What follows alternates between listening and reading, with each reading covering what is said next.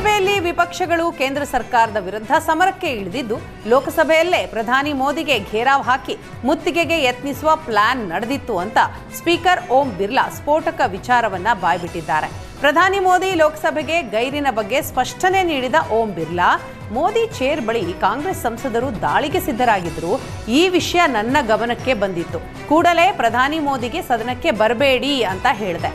ಲೋಕಸಭೆಯಲ್ಲಿ ಅಂತಹ ಘಟನೆ ನಡೆದಿದ್ದರೆ ಒಂದು ಕೆಟ್ಟ ಸನ್ನಿವೇಶ ಸೃಷ್ಟಿಯಾಗ್ತಾ ಇತ್ತು. ದೇಶದ ಪ್ರಜಾಪ್ರಭುತ್ವದ ಪರಂಪರೆಗೆ ಧಕ್ಕೆ ಆಗ್ತಾ ಇತ್ತು. ಇದನ್ನ ತಡೆಯಲು ನಾನು ಸದನಕ್ಕೆ ಬರಬೇಡಿ ಅಂತ ಅಂದೆ. ಸದನದ ಮುಖ್ಯಸ್ಥನಾಗಿ ಇಂತಹ ಘಟನೆ ತಡೆಯೋದು ನನ್ನ ಕರ್ತವ್ಯ ಅಂತ ಹೇಳಿದ್ದಾರೆ. ಸಂಸತ್ನ ಗೌರವ ಘನತೆ ಕಾಪಾಡೋದು ನನ್ನ ಉದ್ದೇಶ. ಮೋದಿ ಸದನದ ಸದಸ್ಯರಾಗಿ ನನ್ನ ಮಾತನ್ನ ಗೌರವಿಸಿದ್ರು. ಮೋದಿ ನನ್ನ ಮಾತನ್ನ ಗೌರವಿಸಿದ್ದಕ್ಕೆ ಆಭಾರಿಯಾಗಿದ್ದೇನೆ ಎನ್ನುವ ಮೂಲಕ ಸ್ಪೀಕರ್ ಓಂ ಬಿರ್ಲಾ ಲೋಕಸಭೆಯಲ್ಲಿ ಕಾಂಗ್ರೆಸ್ ಸಂಚು ಬಿಚ್ಚಿಟ್ಟಿದ್ದಾರೆ.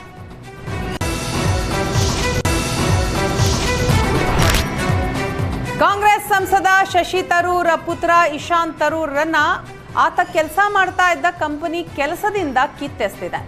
ಜೆಫ್ ಬಿಜೋಸ್ ಒಡೆತನದ ಅಮೆರಿಕದ ಜನಪ್ರಿಯ ದಿನಪತ್ರಿಕೆ ದಿ ವಾಷಿಂಗ್ಟನ್ ಪೋಸ್ಟ್ 100ಕ್ಕೂ ಅಧಿಕ ಉದ್ಯೋಗಿಗಳನ್ನ ಕೆಲಸದಿಂದ ಕಿತ್ತೊಗೆದಿದ್ದು ಅದರಲ್ಲಿ ಶಶಿ ತರೂರ್ ಪುತ್ರ ಇಶಾನ್ ಕೂಡ ಇದ್ದಾರೆ. ಈ ಪತ್ರಿಕೆಯಲ್ಲಿ ಇಶಾನ್ ಕಳೆದ 12 ವರ್ಷದಿಂದ ಅಂಕಣಕಾರರಾಗಿ ಕೆಲಸ ಮಾಡ್ತಾ ಇದ್ರಂತೆ.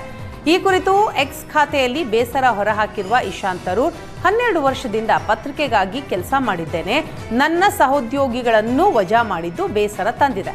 ಇದು ನನ್ನ ಪಾಲಿನ ಕೆಟ್ಟ ದಿನ ಅಂತ ಬರೆದುಕೊಂಡಿದ್ದಾರೆ.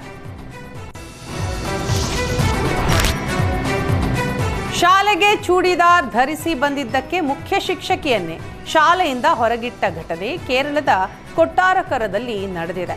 ಇಂದು ಬೆಳಿಗ್ಗೆ 8:45 ವೇಳೆಗೆ ಘಟನೆ ನಡೆದಿದ್ದು, ಖಾಸಗಿ ಶಾಲೆಯ head miss Sindhu S Nair churidar ಧರಿಸಿ ಶಾಲೆಗೆ ಬಂದಿದ್ದಾರೆ. ಈ ವೇಳೆ ಶಾಲೆಯ ಗೇಟ್ ಬಳಿಯೇ ಸೆಕ್ಯೂರಿಟಿ ಆಕೆಯನ್ನ ತಡೆದಿದ್ದು, ಸೀರೆ ಧರಿಸಿ ಬಂದರೆ ಮಾತ್ರ ಶಾಲೆಯ ಒಳಗೆ ಪ್ರವೇಶಕ್ಕೆ ಅವಕಾಶ ಕೊಡೋದಾಗಿ school manager K Suresh Kumar ಆದೇಶ ಮಾಡಿದ್ದಾರೆ. ಸೀರೆ ಧರಿಸಿ ಬಂದರೆ ಮಾತ್ರ ಒಳಗೆ ಬಿಡ್ತೇನೆ ಅಂತ ಸೆಕ್ಯೂರಿಟಿ ಹೇಳಿದ್ದಾರೆ.